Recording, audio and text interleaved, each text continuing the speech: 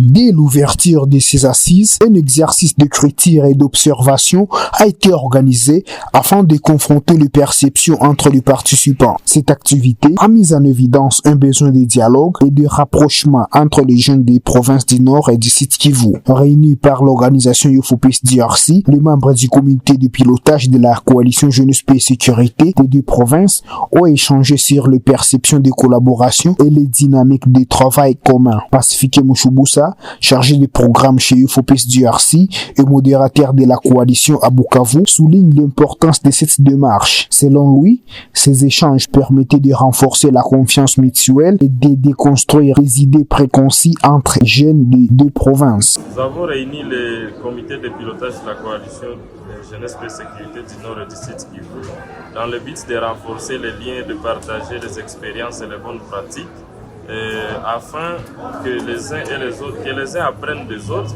mais également en vue de chercher comment amener les organisations des jeunes à renforcer la collaboration, le travail ensemble, la définition des initiatives communes. C'est ce qui nous a vraiment motivés à organiser ces assises à Bukavu pendant ces 2 jours. Nous avons commencé ces cadres d'échange. Nous avions remarqué qu'il y avait beaucoup de réticences, il y avait des méfiances entre jeunes, ce qui créait la polarisation. Et en se rencontrant trimestriellement, on a trouvé que petit à petit, les organisations des jeunes commencent à se familiariser, commencent à développer de bonnes relations et à développer même des initiatives ensemble. Donc ce qui était un peu difficile auparavant, il y avait une forte compétition, les organisations étaient comme en concurrence. Et aujourd'hui, nous comprenons que petit à petit, cette concurrence est en train de se transformer en collaboration et pour nous, nous sommes satisfaits de ces avancées. Plusieurs échanges ont ainsi été organisés dans le but de favoriser le rapprochement entre les participants et de consolider la cohésion au sein de la coalition. De son côté, Jospin Amani, membre de l'organisation NPCYP, a relevé plusieurs constats ici des échanges. Après des analyses, nous avons observé que les organisations du Nord Kivu et Sud Kivu, membres de la coalition, planifiaient des activités qui demandaient assez de moyens et ce qui ne le permettait pas vu que les organisations des jeunes n'ont pas assez de ressources. Mais également, il y avait un défi de la communication quant à la planification. Ce qui a fait l'objet de cette session. Au cours de la session, on a analysé ces défis. On a trouvé des pistes, des solutions sur lesquelles on a fait des planifications adaptées aux ressources disponibles à un calendrier de bref délai qui peut facilement permettre les suivis.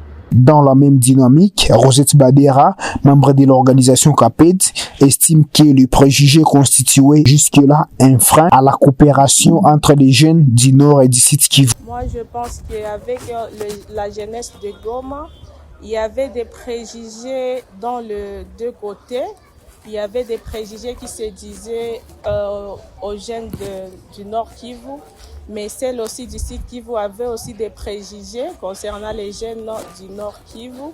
Et ces préjugés étaient un blocage de la confiance chez les deux jeunes.